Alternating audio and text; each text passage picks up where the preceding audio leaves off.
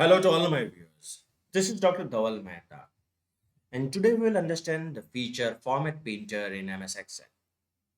Format Painter is a convenient tool in MS Excel that allows you to quickly copy formatting from one cell or range of cells and apply that same formatting to another cell or range of cells. It will only copy formatting, not the content, which includes the things which copy for the Format Painter can copy is font style, font size, font color, background color, and the border. So let's see how we can do this in Excel workbook.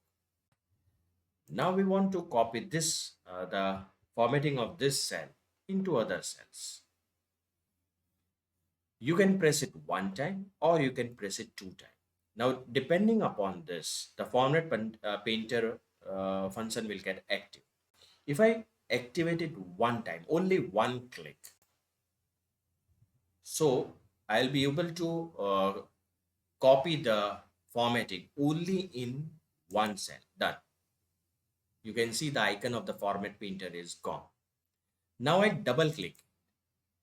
So the format painter icon, you'll be, or rather you'll be able to copy the formatting in number of cells. One, two, three, four.